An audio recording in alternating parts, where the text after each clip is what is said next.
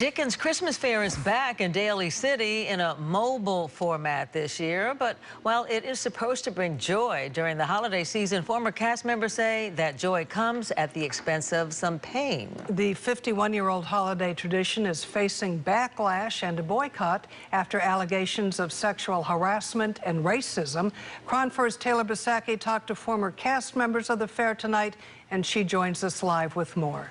Taylor?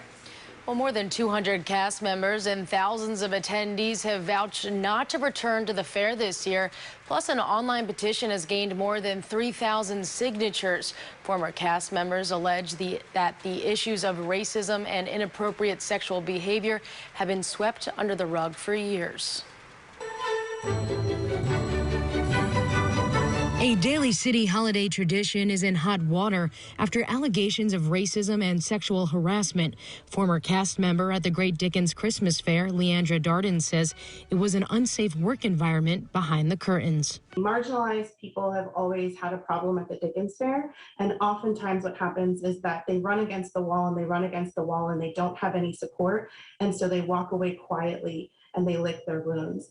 And when we decided that we could no longer support the Dickens Fair, we didn't want to go quietly. We wanted to help be a voice for everybody else who has felt that way, who has seen those things, who've had to walk away for their own mental health or their physical health. Darden is also the former vice president of the Londoners of the African Diaspora, an advocacy group of black cast members at the Dickens Fair.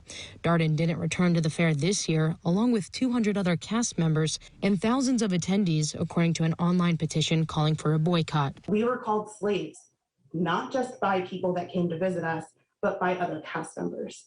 And that's something that I really want people to recognize, that this isn't just because lots of people came to visit us. This was people who are playing with us. Darden says there's also been use of racial slurs like the N-word, and says black cast members weren't considered for roles solely based on their skin color.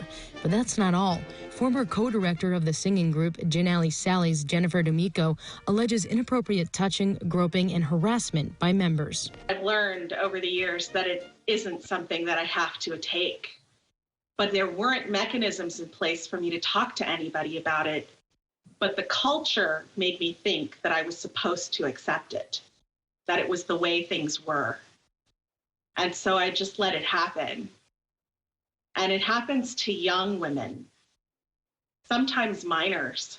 D'Amico says victims have made complaints for years, but nothing ever happened. Often those complaints go into what I would call a black hole. In some cases, and only very recently, when the threat of lawsuits have occurred, have they taken public action. On Tuesday, we reached out to Red Barn Productions, the company that puts on this fair. The owner, Kevin Patterson, responded in part, quote, "These allegations are simply untrue. The only specific incidents of racism at the Dickens Christmas Fair ever reported to management involved a member of the general public confusing a black cast member with that of a slave. Many people of color take part in the event every year, which has always strived to be inclusive and welcoming to people of all communities." Darden says they provided fair leaders with an anti-racism initiative, which was a 53-point 5-year plan of things that the fair could do to improve the culture and environment. However, she says they're still waiting on the implementation of those ideas. Live in the newsroom, I'm Taylor Bisacky reporting, KRON 4 News.